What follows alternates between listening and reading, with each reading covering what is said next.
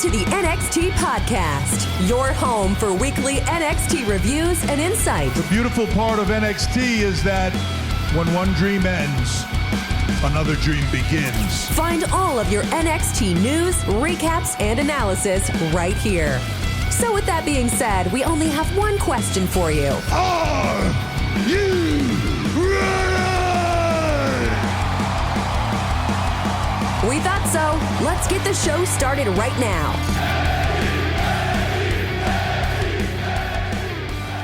Hey guys, this is Jay with your NXT review for the episode. Well, okay, so I'm going to say this is for the episode on April 29th, 2025, but for the second week in a row, I'm actually going to be giving you some updates from Sunday, Monday, and Tuesday. Tuesday being the episode, but then, there was some NXT happenings on Sunday at TNA Rebellion, and then also on Monday on Monday Night Raw. So I'm going to talk a little bit about those first. I'm going to go in chronological order, just like I did last week. I'm going to go in chronological order from Sunday to Monday to Tuesday. Yeah, so much is going on, and I have a lot of questions. I have a lot of questions about the women's division, both on NXT and on Monday Night Raw, and I really want to know what y'all think about that. So let's first talk about TNA Rebellion. So TNA Rebellion happened. We all know what happened last week with and on NXT with Trick being thrown out of the ring by Oba and Joe Hendry, and so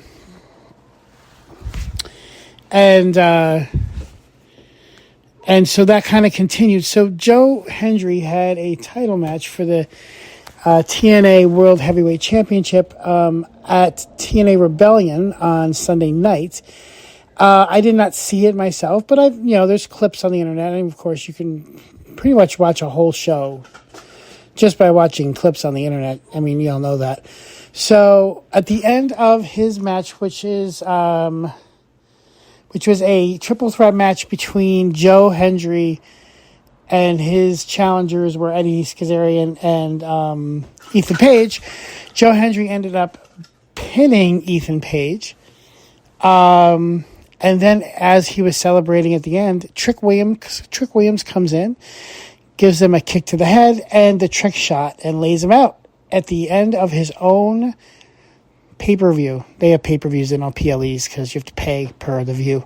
So Trick Williams lays out Joe Hendry at the TNA Rebellion on Monday night, which then will come up again on Tuesday.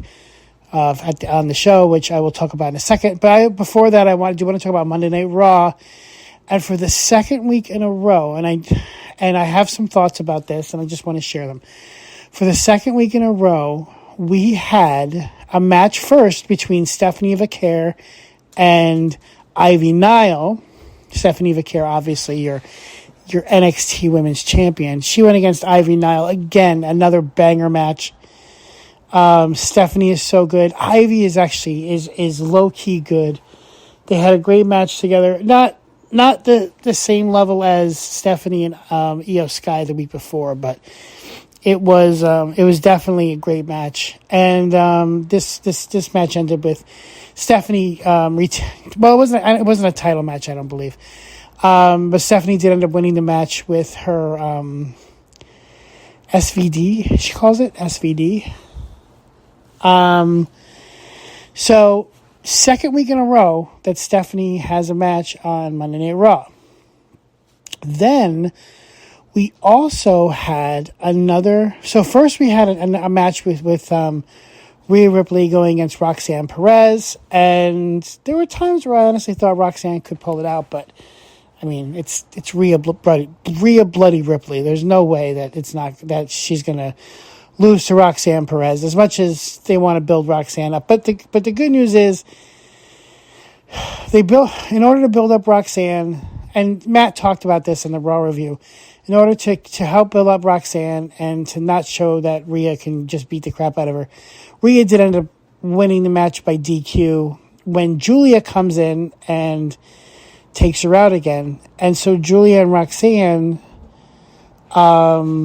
start beating the crap out of Rhea Ripley, and then Io Sky comes down and saves Rhea, just like Rhea did the week before for Io. So the second week in a row, we have Julia, Roxanne, and Stephanie on Monday Night Raw. Now, I understood why they did it the first week after WrestleMania, the first Monday Night Raw after WrestleMania, because generally that's what happens, is they bring out the champions, usually. Like last year, was it Ilya? It was Ilya Dragunov had a match, and Roxanne, I believe, had a match after WrestleMania weekend on Monday Night Raw. And, so the question I have is that it was good, and so I expected that that NXT people would be at the first Monday Night Raw after WrestleMania, but then to have them come out the second week in a row, all three of them, separate reasons, separate matches. Well, Julia and Roxanne in one, and then Stephanie in a separate match. What are they going to do? Now, I have some thoughts. I have heard through grapevines of the internet wrestling community, the IWC as we're called, which I'm proud to be a part of, I have to say, that they are gunning for so a couple years ago they had an all-female, all-women's PLE, and from what I hear, they may be gunning to do that again in July. So in May we have Backlash, Saturday night's main events at the end of May, and then I believe in June is Money in the Bank. And from what I can see, from what I've been hearing in some circles, they are looking at having an all women's PLE at in July. I don't know what it's going to be called, Evolution 2.0, or I know they call it the Women's Revolution, or whatever they're going to call it. That would be awesome. And then to have Stephanie, Julia, and Roxanne, I already figured Roxanne was going to be called up. That didn't surprise me at all. But what surprised me is, especially Julia. I didn't think Julia would be coming up so quickly, and I'm not going to sit here and say that all three of them are being brought up, because number one, Stephanie still has the title, and number two, Julia I feel like she just got here. Like, I don't know if listen, could the three of them all come up to the main Raw roster? Does the main Raw roster desperately need all three of them? Absolutely. And I actually mentioned this to Matt a couple months ago. I sent in a letter for his mailbag show, and I had said that the Raw division, women's division, could use a shot of NXT women's wrestlers, and that's what's happening right now. Again, I'm not sure if this is long term. I don't know who's going to get called up specifically. Technically, the three of them are still NXT, so maybe that will be there'll be a possibility of things to come. Maybe not. I don't know, but it's going to be interesting to see. And if we can get another go around between Stephanie and Io for real this time, like not like in a real match 1-on-1, that would be amazing. Or possibly Rhea and Io versus Julia and Roxanne, that would be great too. So we'll have to see what happens. That whole storyline did continue the next night, and I'm going to talk about it in a second. And we kind of interjected also Jordan Grace on NXT. Before I get into the show, though, I forgot one thing, and I meant to go chronologically, and I should have started with Friday. And this is really all it is me saying thank you, Fraxium, for all you've done. And it seems like now Fraxium has been officially called up to the SmackDown roster. They took on Los Garzas on Friday night. Great match. It's just, I don't want to say typical, but as in a bad way. Like, it's just vintage. I guess vintage Fraxium with the stuff that they did. Los Garzas is really great. They're really awesome. And they had a banger match. And it was, it was great to be able to showcase them. The only thing I would say is I don't quite understand why they would be on SmackDown. Right now, SmackDown has 5 solid tag teams. Yes, could they use another one? Sure, they could use another tag team. I mean, 6 is better than 5, right? If there's room for them. However, Monday Night Raw has, 2 real tag teams? Maybe now that JD's back, him and Finn are another tag team. But do any of us really want to see another tag team title run with Finn and JD? They defended the title, twice in 6 months? The second time losing the tag team titles? As Matt said the other day, the Viking Raiders are a true tag team. They're like the old days with Demolition and Powers of Pain and all those tag teams from back then, like real tag teams from the late 80s, early 90s. Why isn't Fraxium on Monday Night Raw? They are desperately needed on Monday Night Raw. They are needed because there is such a vacuum of the tag team division, and even A-Town Down Under. From what I've heard, they were able to be seen. For all of you guys that listen to this podcast in other countries besides the United States, did not see A-Town Down Under in the interview that they had. You guys all, the rest of the world all did. And again, Austin Theory gets grumpy with Grayson Waller. And so, are they still a tag team? We haven't seen them in a while. Are they going to break up? Who knows?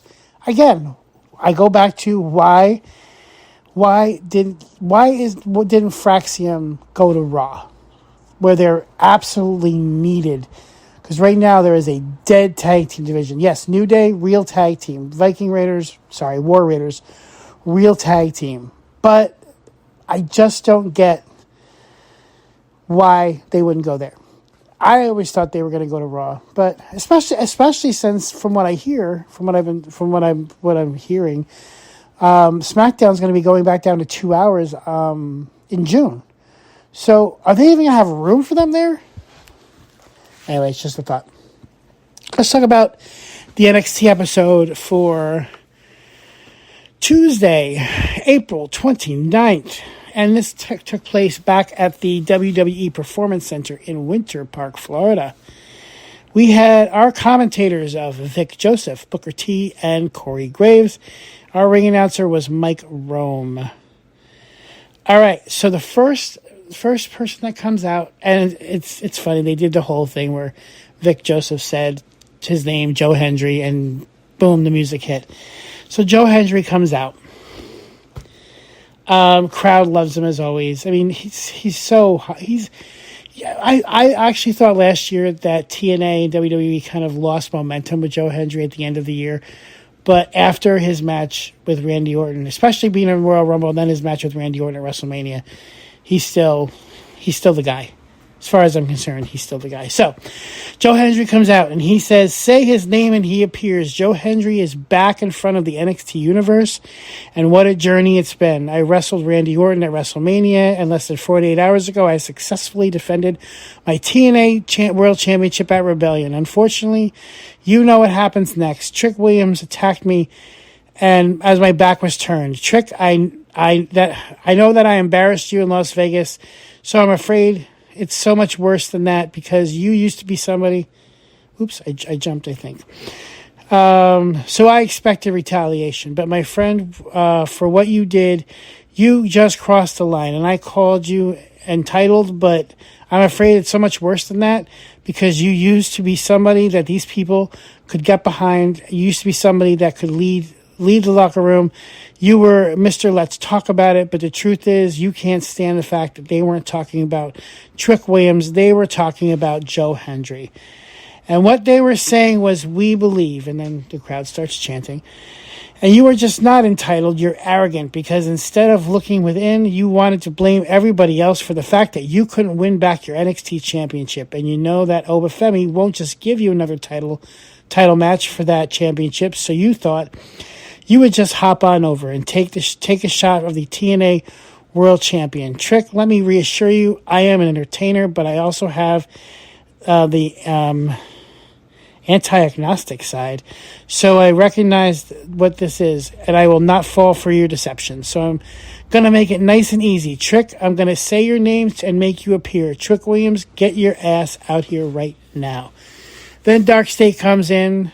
Lights go out. Dark State comes in. They come in and they attack Joe Hendry. And then that's the end of the segment. So the next thing we have is Eva coming out. This was an earlier thing from earlier in the day. Eva wants to welcomes Io Sky back to NXT, and then Jordan Grace tells Io that she'll be her tag team partner and she'll do whatever it takes to get one step closer to the NXT Women's Championship. The Juggernaut and the Genius of the Sky will be a tag team. Then we have Carmen Petrovich. She tries to give Gigi Dolan and Tatum Paxley some encouragement after suffering 2 losses with titles on the line in the last week. So just to kind of recap a second, Gigi and Tatum, they lost to Liv and Raquel last Tuesday, and then this Sunday they had another title match for the TNA Knockouts Tag Team Championship at Rebellion, and they lost that one as well. So a lot of crossovers right now, and I love to see it. And I honestly, I really wish I could see more TNA. Maybe I'll just suck it up and pay for it. I don't know. Okay. So anyway, so back to this. So then Ashante the Adonis tells Carmen that she shouldn't be worried about these losers. He got Carmen a match with Sol Ruca, and Ashante says Carmen better get ready because if she wins, she'll get a title opportunity, or they'll get a title opportunity. And then at one point, Carmen did actually say, "You need to stop. They're not losers." So there's definitely a little kinship going between them. Or at least Carmen is starting to see the evil ways of Shanti the Adonis. So the first match we have is Ricky Saints defending the NXT North American Championship against Lexis King. Decent match. These guys are both really good. I enjoyed this match a lot. Ultimately, though, Ricky Saints wins. First, we had Lexis King super kicking Ricky. King then goes for the coronation, but Ricky counters with the tornado DDT, and then connects with the Rochambeau, which is basically a power slam that you land on your stomach instead of your back. So, yeah, that was a good match. It was a really good match.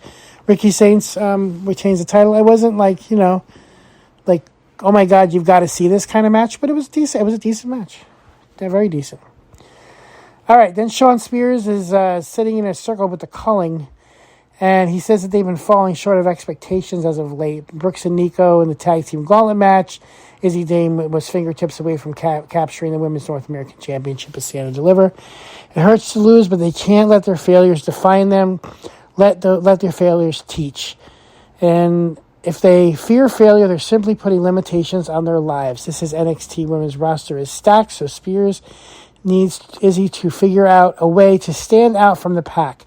She needs to rip the spotlight from someone and put it on herself. Brooks and Nico will need to dig down deep and find out the cohesion they need in order to take down Hank and Tank. And Spears wants the Culling to rise up and seize control of NXT. Then we had a segment between Tony D'Angelo and Stax, Channing Stax Lorenzo. Or I don't know if he's called Stax anymore because he's not a part of the family. I don't know. We have no idea what happened still to Crucifino. Like last week, his last thing he said was O-F, O-O-H-O, and then it went to black before he could say the word because it's CW, you can't say the word. But still, we don't know what happened to him. Tony D'Angelo's out in the ring, and basically, I'm not going to read it word for word, but Tony D'Angelo's out in the ring, basically telling the world that he can't trust Stacks. He can't trust. I was just say we'll call him Stacks, I guess, for now. He can't trust Stacks. That he wasn't sure if they grew up together, they did everything together, but then he still couldn't trust him, and obviously he turned on him. Then we see on a video segment. It's not a video segment. It's a live video feed. Stacks standing on a bridge for no reason, just standing on a bridge. I thought there was going to be a reason. I thought he was going to do something on the bridge. Nothing happened. He's just randomly standing on a bridge, basically saying that Tony, doesn't know how to lead the family, and he should have stepped down and let Stacks lead the family. So it's at one and then at one point Stacks says you don't know who you can trust. Tony D had security around him, and the security guards come up and attack Tony D. Tony D's henchmen are on the ring. They don't move the entire time. For some reason, they don't move the entire time that Tony's getting attacked. So I don't know what they were actually there for. And then Tony ended up cleaning house with them and just dumping them all outside the ring anyway. It was a weird segment. I didn't particularly care for it. I don't really understand what it did for the feud. They just need to get together and beat the crap out of each other, basically. They need to go. They need to go right now. Not go in a bad way, like they need to go. Okay. Noam Dar had a reunion backstage with Meta-Four. Lash Legend says they need to talk. A lot has changed since Noam got injured. Honestly, Aura Mensa has always been in Noam's main man. Lash says that it's time for Oro to be the main man on Evolve, and Lash says that it's time to do her own thing. Meta-Four has decided to disband, and they had a huge group hug. So, to be honest, I'm a little scared for that. I'm not scared for the Meta Girls. I'm not scared for Aura. I'm scared for Noam Dar. I feel that a lot of his character work was because of the other three, and I hope that he doesn't fall flat. I kind of get the feeling that Noam Dar is going to fall flat, and I hope they do something real with him. Then we have the second match with Sol Ruca with Zarya in her corner versus Carmen Petrovic with Ashanti the Adonis in her corner. Good match, short match. Sol Ruca ends up picking up the win with the Soul Snatcher, which I'll never get tired of seeing the Soul Snatcher cutter that she does off the ropes. I mean, it's just such a good move. It's a great twist on the cutter, because it seems like everybody now does a cutter. Cody does a cutter. The RKO is obviously a cutter. Other people do it. I think what's his name? Carmelo Hayes does a cutter. But I love Sol Ruca's because it's a different twist. It's a different way to do it. I love the way she does it, and I hope she's North American Women's Champion for quite some time. But anyway, Sol Ruca wins that match via pinfall.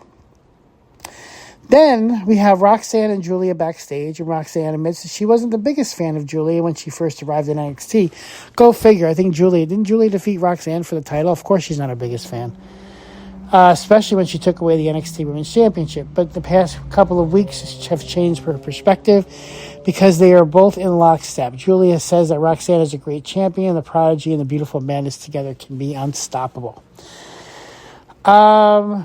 Then we talk about the number. So they decided they're going to have a number one contenders battle royal coming up next Tuesday, 25-man battle royal, and the winner of the battle royal is going to be facing Obafemi at the next PLE, which I can't remember what it is. I can't remember what it is. Whatever. You guys all know what it is. So some of the participants are Trick Williams, Josh Briggs, Yoshiki Inamura, Sean Legacy. So there's not just NXT, it's TNA and Evolve people too. And LFG people. Shawn Legacy, Ethan Page, Timothy Thatcher, Swipe Right, both of them. The Culling, Ridge Holland, Javon Evans, Chris Islands, Shiloh Hill, Eddie Thorpe, Tyson DuPont, Tyreek Igwe, Wesley, Lexus King, and No Quarter Catch Crew. They will all be in the Battle Royal next week. So we'll definitely see how that goes. Then we have a segment between Trick Williams and Ava. I'm not gonna read this word for word. It was pretty long. Trick Williams just kind of telling people like Trick Williams is getting as much as I love Trick Williams as a babyface, him as a heel, it gets old. Like he just talks about the same thing over and over again. I will say, and he does have a point, and I've been saying this for months now. Why hasn't him and Obafemi gone one-on-one? I hope it should have been a stand to deliver. Again, nothing against Javon Evans. It should have been one-on-one. And I'm hoping that if that Trick Williams just wins this Battle Royal, I think it's Battleground. So that Battleground, it can just finally be Trick and Obafemi. Oba beats Trick one-on-one, and then Trick moves up to the main roster. I'm hoping that that's what happens. It needs to happen. It needs to get over with. We need to move on. I like the fact that he's like going back and forth with Joe Hendry. Hopefully, like there's a whole big thing with him and Joe Hendry's title. It's a little bit different than their back and forth with. I mean, this thing with Obafemi and Trick Williams has been going on for literally months. It needs to stop. We need to finish. We need to move forward. So basically, Ava tells Trick that she's getting sick and tired of hearing his crap, and if he wants to be number one contender for the NXT title, then he's got to win the Battle Royal. That's it. Win the Battle Royal, you're the number one contender. I mean, if you look down the list of people, there's probably 2 or 3 people that could win. Everybody else is going to get tossed over the top rope. I mean, I just read you the list. You heard what it was. The only people that I could see even remotely having a shot outside of Trick Williams is Javon Evans and Wesley. Period. Moving on. Kelly Kincaid then has a backstage interview with Obafemi. Oba says Trick Williams is starting to cry like a grown child. However, if he can somehow survive the Battle Royal, he'll face him at Battleground. What Trick doesn't understand is it doesn't matter if Oba faces him one more time or 1,000,000 times at Battleground. The NXT title will stay on the shoulders of Obafemi. The Undertaker then comes and joins the conversation and says that the NXT is Oba's yard for now because he has some guys in LFG who are coming for him very soon. We see Anthony Luke, Shiloh Hill, and Jasper Troy stand behind Oba, and Oba says he looks forward to the challenge and shakes the Undertaker's hand. Then we have a tag team match that was set up last week for the NXT Tag Team Championship between Hank and Tank and Josh Briggs and Yoshiki Inamura. This was a low-key, really good match. This match could have been... I was concerned. These 4 guys cooked. It wasn't the best match of the evening, and I'll talk about that later. It wasn't the best match of the evening, but it was a good match. Hank and Tank have really solidified. They have sold me. They have sold me on Hank and Tank. I said that last week. Shawn Michaels, Ava, Shawn Michaels has done a great job selling me Hank and Tank. I honestly, now that Fraxium's not there anymore, Hank and Tank are the guys. They're the ones that, as of today, if anybody says, name me a tag team in NXT division, Hank and Tank will be the first people they say. 100%, without a doubt, Hank and Tank are the guys. It was a great match. Hank and Tank were great. Josh Briggs and Inamura were awesome. And like I said, it was a great match. And ultimately, Hank and Tank do end up coming out the winners of this match. And the great thing I love about the Hank and Tank matches are they have a tendency to always look like they're just about to lose. It happened in all 4 or 5 or whatever, the matches in the gauntlet match to get them the number one contendership. Every single match, and they were in the beginning to the end, so every single time they went on a match, every time they looked like they were going to lose, and every time they came back. And then the match at Stand and Deliver with Fraxium, I thought they were going to lose. It looked like they were going to lose. Everybody thought they were going to lose. And then all of a sudden, boom, they pull it out. Same thing happened the other night. So I think it kind of goes back to the whole old school, like tag team matches where you never know who could win. And then that's another cool thing about Hank and Tank is they're always on the verge of losing, so you never know if they could just lose those titles, which to me is exciting. One of the things about Fraxium is you always expected that they were going to win. You always expected at the end of the day they were going to pull it out.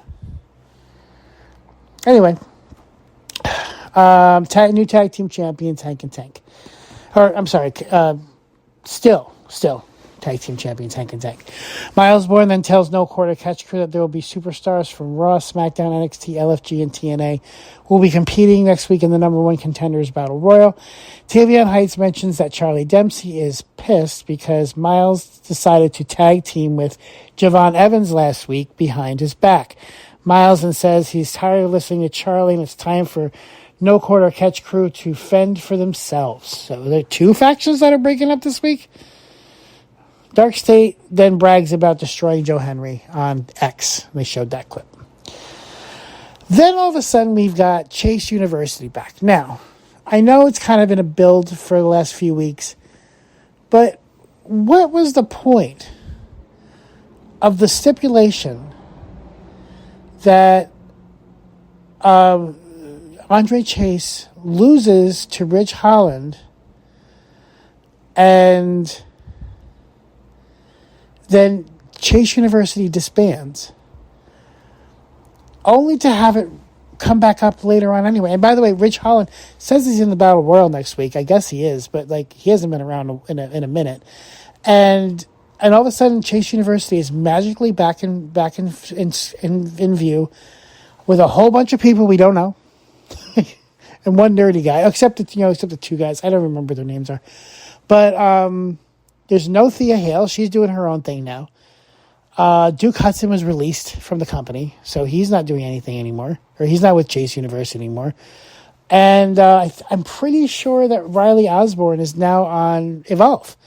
So it's all new Chase University students. I don't know what this means for NXT as far as Chase U goes. But again, what was the point?